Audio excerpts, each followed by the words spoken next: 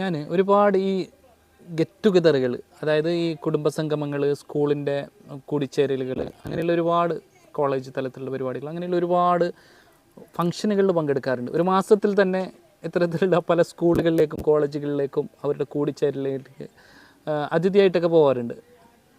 പക്ഷേ എന്നെ വല്ലാതെ തൊട്ടൊരു പരിപാടി ഉണ്ടായിരുന്നു.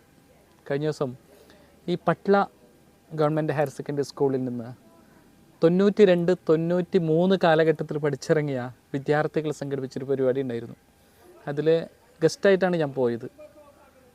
പഠിച്ചിറങ്ങിയിട്ട് ഏകദേശം നമ്മൾ ആ ഒരു 93 കണക്ക് കൂട്ടുമ്പോൾ 2003 ഒരു 10-30 വർഷം കഴിഞ്ഞു,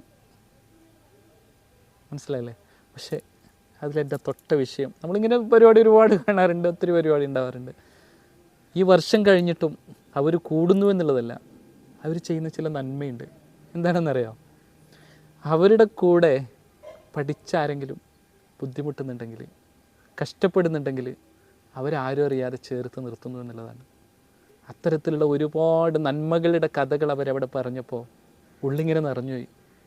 കുടിവെള്ള സംവിധാനം എത്തിച്ചു കൊടുത്തത്, രോഗിയായിരിക്കുമ്പോൾ മരുന്നെത്തിച്ചു കൊടുത്ത് ആശുപത്രിയിലേക്ക് കൊണ്ടുപോയിട്ട് ആശ്വാസമായത്, പഠിക്കാൻ കഴിയാത്ത അവരുടെ സഹപാഠികളുടെ മക്കളെ പഠിപ്പിച്ചത്, അവരെ പ്രോത്സാഹിപ്പിച്ചത്, അങ്ങനെ ഒത്തിരി ലിസ്റ്റുകളുണ്ട്. അതിൽ എന്നെ വല്ലാത്ത ഒട്ടൊരു കാര്യം ഉണ്ടായിരുന്നു. അവിടെ സ്വാഗതം പറഞ്ഞ ആൾ പറഞ്ഞു, ഞങ്ങളുടെ സഹപാഠി വീടില്ലാതെ ഇങ്ങനെ ബുദ്ധിമുട്ടിയപ്പോൾ ഞങ്ങളൊരു കൊച്ചു വീട് നിർമ്മിച്ചു കൊടുത്തു എന്ന്. കൊച്ചു വീടെന്ന് പറയുമ്പോൾ ഒരു പക്ഷേ അവരെ സംബന്ധിച്ചിടത്തോളം ചിലപ്പോൾ ബിസിനസ്സുകാരുണ്ടാവാം, ആ രീതിയിലൊക്കെ ഉയരത്തിലുള്ള ആളുകളുണ്ടാവും. അവർക്ക് ചിലപ്പോൾ കൊച്ചു വീടായിരിക്കാം, പക്ഷെ ആ കിട്ടിയ മനുഷ്യനുണ്ടല്ലോ അത് കൊട്ടാരമായിരിക്കും. ഇന്നലെ വരെ ക്വാർട്ടേഴ്സിൽ കഴിഞ്ഞിരുന്നൊരു മനുഷ്യൻ, അവരുടെ സങ്കല്പത്തിൽ പോലും അങ്ങനെയുള്ളൊരു വീടുണ്ടാവില്ല. അവർ ഒരു സ്വപ്നത്തിൽ പോലും അങ്ങനെ ഒരു വീടിനെ കുറിച്ച് ചിന്തിക്കുന്നുണ്ടാവില്ല.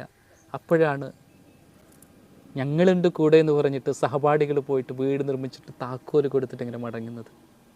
അത് ചിലർക്ക് മാത്രം കഴിയുന്ന നന്മയാണ്, ചിലർക്ക് മാത്രമുള്ള പുണ്യമാണ്. എത്രയോ വർഷം മുമ്പ് പഠിച്ചവരെ ഓർക്കുന്നു, അവരെ കാണുന്നു, അവരെ ചേർത്ത് നിർത്തുന്നു, അവരുടെ വിഷമം മനസ്സിലാക്കുന്നു എന്നുള്ളത്. എനിക്ക് പറയാനുള്ളത്, ഈ ഗെറ്റ് ടുഗദറുകളൊക്കെ ഒരുപാട് സംഘടിപ്പിക്കുന്നുണ്ട്. ബിരിയാണി കഴിച്ചിട്ട്, ഐസ്ക്രീം കഴിച്ചിട്ട്, കേക്ക് മുറിച്ചിട്ട് പിരിയുന്നതിന് പകരം ഈ പട്ല സ്കൂളിലെ കുട്ടികളെപ്പോലെ എന്തെങ്കിലും ചെയ്യാനുള്ള ഒരു നന്മ മനസ്സിലുണ്ടാവണം, അതിൻ്റെ ഒരു ട്രസ്റ്റ് ഉണ്ടാവണം. മനസ്സിലായില്ലേ? അതൊക്കെ ഒരു നന്മയാണ്. മനുഷ്യത്വം മരിച്ചു പോയിട്ടില്ല എന്നുള്ള ഏറ്റവും വലിയ നന്മ.